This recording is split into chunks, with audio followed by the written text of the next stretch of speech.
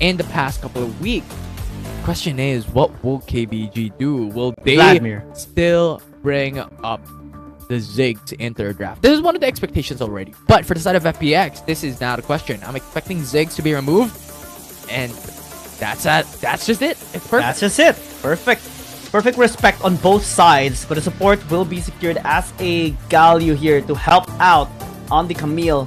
Pretty much fantastic combinations already here by KBG. Also can help out the Ton whenever it goes in. And as a supplement Hero's entrance, it can prevent any sort of engages here from FPX's side. Now, last is going to be the mid lane here for KBG, but FPX gets to at least secure the Xayah here, possibly blind pick something up in the mid lane. And the thing is, FPX could go Xayah Tristana if they want to go for a little bit more of a shift into their type composition. However, if they're gonna pick this up, they're going to lean double down towards the late game, which they cannot risk. So Jace is still available for them if they want to secure it, or an Akali to pressure on the possible double ADC that KBG could do. This wasn't banned away during game number 1, but now as it is also open, they're not gonna hesitate taking it up. But since Andra9 is the last one to pick his champion, and he saw the Akali being picked up here in the mid lane possibly, and he just doesn't hesitate picking this Kassadin up. Again, mage matchup gives way for the Kassadin to shine. You called it. You called it. I'm not totally in a disagreement onto Kassadin going into the mid lane once more for Andra9, despite not having any Vladimir to the side of FPX, considering the Akali has been locked in by FPX. So when it comes to the mid lane 1v1 matchup, it is still KBG who can keep up. Laning phase, early objectives, early fights, it's gonna lean towards KBG, especially with this kind of composition. FPX needs to be the team that becomes more patient this time around. Quite contrasting to their usual playstyle, but let's see if they can still pull off a really aggressive approach against Keep Best Gaming with this lineup. It's up to them and how they actually want to execute this, especially that KBG is now match point in the series. Match point already in the series, 1 win away to take game away from FPX. Keep Best Gaming. Can they keep their best coming from game number 1 here into the second game? One of their wins, or one of their last games if ever they secure it into the series. But FPX, we all know their potential here in Wild Rift Esports. Their aggression could change the tides into their favor. But only one last game. Again, KBG, they really want to redeem their performance against Race Esports. 2-0 is the way to go here for them against FPX, which can never discount FPX, especially with Sky here on the Akali. He's just so good on this champion as well. And even last season, we saw him really shining with the Akali at times. And in this case, he would want to win against Andra9, the best mid laner in Wild Rift League Asia, especially from his performance in Season 1, had the MVP even secured when they had the champion. And FPX definitely needs to step up here in this game in order to push this to game number 3. So, right now, coming into the bottom lane, what are the expectations here is that both Tiamat and Kong is in a vulnerable state in this early game matchup. So it will mainly depend on how Chao and Liu will play this out if they want to commit into engage into the bottom lane. But for now, level 5 is the expectations for Kong and even Tiamat to be able to really go aggressive in this early game stage. Don't want to hit and KG into the Baron lane, already in expectations that they're just playing Tyrant all throughout the early game laning phase. This will not be like huge expectations to have these aggressive playstyles. And now considering the junglers as well, you have Kha'Zix, you have Aatrox into each side. There will not be a level 3 gag from both these teams. Yeah, both of these teams are just gonna take their time. Tatan is going towards bot side since he did start red side in his camp, so possibly engage later on here in the bottom lane, costing when this Kha'Zix is already level 5 and you hit level 4. Maybe pin down Kong since he doesn't have the feathers on his hip. Chao tried to interrupt the recall. It's a bit cheeky, but unfortunate. Really unfortunate.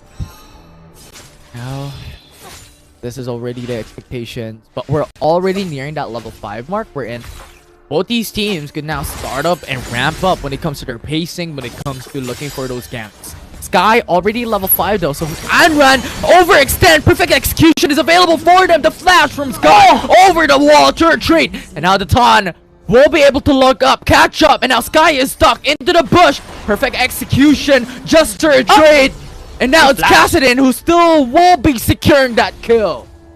The Ton tried to invest the flash. Sky tried to stall for execute there. Good attempt, but still Anran is the one who received the goal there in that kill. Just look at that replay, properly timed by Sky. Level 5 immediately engaged and immediately flashed away, denying one auto attack on the turret. But a little bit sad since the ignite did take some time to actually just cool off. The Ton flashed in, unable to get the kill, but still Anran securing the gold is pivotal for KBG. Now looking at the bottom lane, we already expected this. No casualties thus far when it comes to the first couple of minutes coming into this match. Level 5 already though coming in from FPX. Gives him a lot more opportunity to go a bit more aggressive because you have the safety net of the Xayah built into the Feather Storm. So that's one thing that FPX could utilize into the bottom lane. I just love seeing Sky being very aggressive against Anran, but again, that's the luxury of picking up the Akali against Kassadin. Kassadin will take such a long time. 2-3 items before Anran would even attempt to be so aggressive against anyone here against FPX. And Sky is just making sure he's the one dictating the flow of this early game in the mid lane. Top lane is gonna be an island for sure, unless the junglers actually get pissed. Look at Don128 not caring anything about in the world for KG. Just focused on the turret, get some turret plates. But look at the Ton into the bottom lane. Level 7 already, level 6 for Xiaoma, but good game sense and good call from FPX. That map awareness. Go and retreat. They've seen Kha'Zix just roaming around with her ward in the jungle. And this allows FPX to be more efficient in the map, hearing a slight gold lead actually against KBG Gaming just before the objectives spawn up. Now, this is where we look at the composition and see the strengths on either side. And we talked about KBG actually having a bit more isolation damage benefit here, especially because of the Kha'Zix, with the influence of the Camille as well. But FPX on team fighting is not looking so bad, especially with Aatrox, Akali, so much crowd control by Kong and Chao as well. KBG recognizes that and might actually give at least an objective here. Yeah, a lot of bruisers to the side of FPX. Don128, Dingo 7 and Chao. A lot of frontliners to be able to utilize and protect Xayah. However, Chao, Kong already has information. Infernal Drake is there, calls the Forge God, but too late! It is a smite secured by KBG. Infernal Drake comes into their favor. And now it's Yuyu who is forced to flash away over the hills. Don128 hoping to get a counter-strike in, but will not connect onto Yuyu. Needs to be careful. And right on the chase, will be able to secure that kill. Chao has to use up the flash to go back away as FPX now jumps back in along with the smite as well. Xiaoma is gone, but the trade is secured. And Ren9 walking back into the mid lane. Shuriken flip at the right time. Won't be able to connect, but Singdo 7 with a flash available comes to secure the kill. FPX gets the tower in the mid lane as well. KBG and Ren9 secured 2 kills though. That is a lot of gold injected towards the mid laner here of KBG Gaming. And since they have secured the Infernal Dragon as well, that's gonna amplify the amount of ability power that he actually possesses. We look into this replay and see Kong missing the Blade Caller there after the Feather Storm. That allowed Anran to just finish up the kill. A bit of an overextension miscalculation actually on the potential of them actually getting KBG. And Anran getting the kill onto Don128 just allows them to get more gold in his mid lane. A 2v2 occurs. Call of the Forge Gun knocks up onto the Ton. But Yuyu, the Shield of Duran, disables FPX to finish up the kill.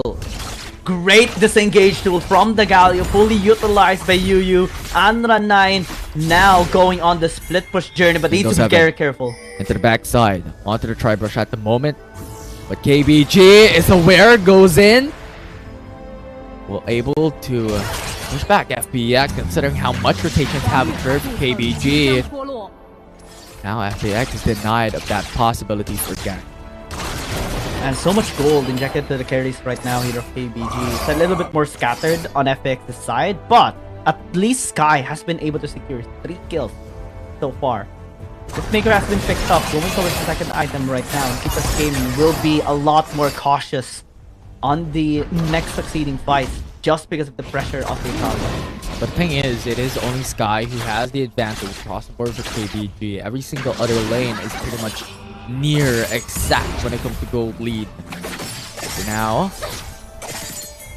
there's FPX still holding on. KBG, on the other hand, on top side, wants to go for the push, wants to go for the engage, but a counter strike denies them off it. Double man stun. The taunt has to retreat, but the turret is already gone. Now FPX could be denied of their Baron laner, but the use of the ultimate coming in from Don128 buys enough time for them. And now it's KBG who loses a turret into the mid lane. Turret for turret, but FPX gets the kill. Sky chasing down Anran. Riftwalk over the hills, and now along with the shuriken flip, Sky FL just chases him down. Another kill to the back of the mid laner of FPX. Great backup by Shingdao7 as well, slowing him down, making sure that Sky gets his 4th kill. And now Keep Best Gaming having more problems than solutions right now on this Akali. Let's check that replay one more time, especially in the mid lane. They got the kill onto Yuyu, got the great catch. Call of the Forge God fully utilized to pin him down as well. And despite Shama desperately trying to return the damage, this Zed is still not online yet, so we can't really pressure them off. And Shingdao7 as well. Really clever move there for KBG. For now, we're back into having a little bit more of a stalemate with FPX and KBG. Considering that Mountain Dragon is going up quite soon, everyone will be playing it a bit more safely before the objective comes up. KBG wants to secure Soul Point right now. FPX wants to deny that. But they have actually the highest potential in the next team fight. Now looking into the back, and 9 has to focus on to Chow, has to use up the flash. Don't want to able to counter strike as well. Denying the engage from the taunt into the back, and Chow and FPX just turn things around. And now Shingdao7, so much damage onto Xiaoma.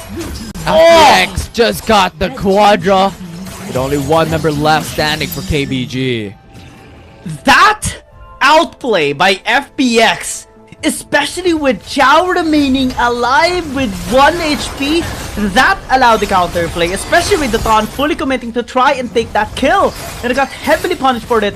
There's a massive turnaround here by FPX, and again, that is the reason why you can never discount FPX. Look at this replay once more. Chow is the one that actually paved the way for them to get this win. The taunt committed 1 HP, and then the call of the Forge God as Shingdao7 is slamming his sword onto everyone is definitely a massive mistake by KBG. Yeah, 100%. And Don128, when Chow was being chased, he used up the counter strike and stayed on top of Chow. So if ever someone comes through, even if they get the kill onto Chow, they could trade. So that was just really clever from FPX. Just those tiny little bit of micro plays was impressive. And now the Baron Nashor is coming up pretty soon. FPX has 4k gold lead across the board. That will be a difficult time for KBG. Oh no. And then 9 goes in for the Riftwalk. Misses out the call of the Forge God, but at this point he has to accept his fate. Sky though, not accepting his, despite the ganks there of KBG. And now, the rest of FPX in the mid lane can actually position themselves later on to the Baron, but they won't just yet. They want to fight. Shingdao7 is here. On the flank, going through. Now the extra ultimatum on the Sky FL, but we'll be using up the Shroud as well, denying the ultimate from KG. FPX does punish KBG's HP bars. 30 seconds before the Baron spawns up. FPX is prepping right now hard, getting the resources away from KBG, pushing top lane, pushing mid lane, and establishing vision in this top side river. 5,000 gold as well by FPX. Definitely is going to be helpful in the next fight. Definitely be. Now the Baron Nashor is up. Information will be crucial from here on out. KBG, what is their next move? That was a massive mistake a while ago into the mid lane. They overcommitted to try and take down Chow.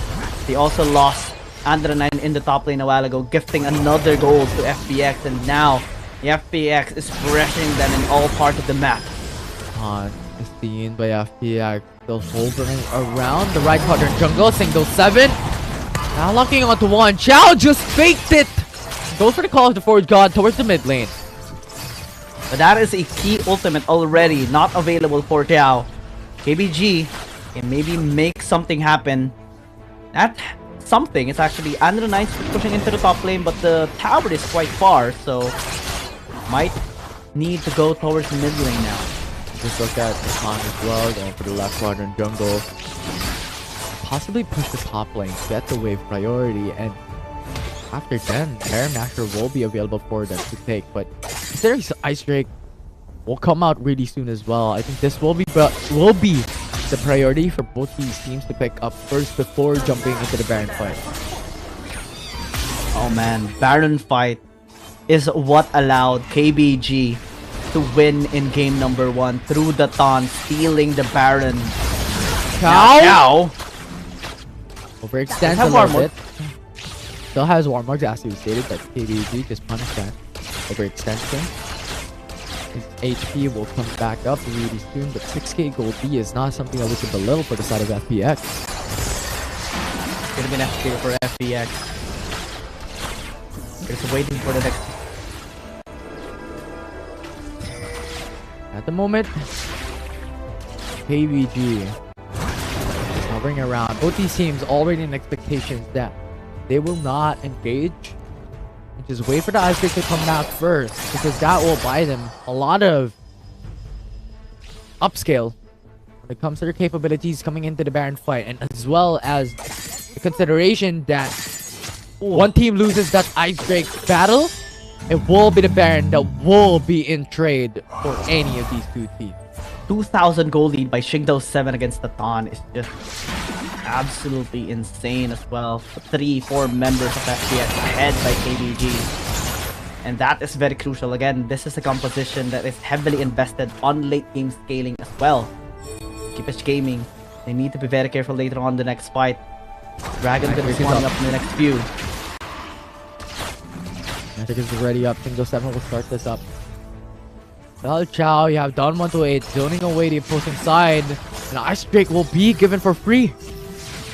They're just gonna give it. And again, you cannot risk it just yet here. The most important objective is still in the top side of the map. KG is getting leverage here in the lane as well, in top lane. And again, they're not gonna risk anything just yet, not without the Baron. That is the one that they want to focus on here for KBG. Yeah, I think the point here is FPX will not start up the Baron Nashor anytime soon. They will wait for KBG to start the fight, or they will bait the Baron to do a double bluff there for KBG to overextend, and they will punish. They will turn around. Because the point is, they already have the Ice Drake. So now they could just play towards the lane control. Oh, we're saying that if you overextend, this will be the punish that FPX needs. Now Hero's Entrance followed up at Extinct Ultimatum. KG has to force up the flash on run 9. But the Rift Walk comes into fray as well. And that is what we're saying. FPX just has to wait for KBG to overextend. That was almost for the Taunt. Had it been a kill for him, FPX would have taken the Baron. 128 goes in for the counter strike along with a leap. Stuns onto Yu. Shuriken flip comes into fray. And that one a finishing blow with a 5-point strike. Sky slashes in! Perfect execution! 2 men down for the side of KBG. And now Shingdo 7 reversed under into the backside, hoping to go in for the flank. And now KG is dead. Like a third kill, Sky? Almost. They're tanking! Stuck in the middle. He has got 2 members gone with a turret damage. FPX overextend. Don 128 pinned down. And Andran secured 3 kills. That could have been amazing for FPX, but he overstayed under the tower. And it's because the tower is attacking Kong. Everyone committed to try and tank the damage as he stasis up. But that paved the way for KBG to actually counterplay them and get the 3 kills, denying the opportunity for the Baron. And now it's a reset once again. Too confident coming for the side of FPX. They had no minion wave pushing into the top lane, but yet still they opt to push KBG brings it down to a 5k gold lead. Chicken Flip is there as well. Call of the Force got knocks him onto UU. TP's coming in. Good call. Come back over the hill onto the Baron's pit. TP's coming right up for Singdo 7 and Kong. FPX will never, ever give this Baron away to King Best Gaming. Teleports invested just to catch up on 2 members of them. KBG will need to look at 2 major objectives as well. Not just the Baron, but now the Elder Dragon is spawning up as well. And FPX now pushes in the meat grinder. It is KBG who's just being shredded apart piece by piece. And FPX dominates, gets the eliminations. It's UU who is in the brink of defeat. KG pushes them back. Hextech ultimatum onto Chow. Takes his Anten to buy time. Don't want to wait. Is there to zone away Chow? The Elder Dragon. It's being started already by Singdo 7. Started up by Singdo 7. No junglers available for the side of KBG. Still wanted to opt for this fight. The knockup is there. And now Xiaoma hoping to use the ultimate to change the tides of this game. But KBG lost 4 of their members. It's FPX's aggression that won them this game. UU with last hopes, but in the end, it's the ace secured. And they have Kong already starting the Elder Dragon up. The opportunity arises. They get the pick on the Ana, they get the pick on the Tuton. And that paved the way for KBG to be desperate. Force them to be desperate. Andran tries to interfere, but it's already too late. FPX gets the Elder and they can bait them into the Baron. Now Tuton is seeing FPX has information that KBG's jungler is coming in from the mid lane. Look at Sky. Just waiting patiently. Hoping to get the zone away. The jungler for KBG. Sure can flip over the wall. Perfect execution follow up. 5-point strike. The damage is enough. The ignite might take him down. That is the burn, but the Elder Drake execute. And KBG just lost everything. Sky might just allow the FPX to end this game and push this to game number 3. The only thing they need to do is run it down mid and overpower KBG. KBG lost this game out from the left flank. It's FPX who's now in control of this game too. They're pushing down the turrets. They're pushing down each and every single lane. This is what they want. This is what they need. And KBG holding on to their last hope, grasping for their last Brit. And KBG lose another member. FPX, it's their time to shine. Fun plus Phoenix will rise. It's KBG with 3 members left, but the Nexus shall fall. KBG will lose this game too. And game 3 will come into fruition for the side of FPX. It's not gonna be the same.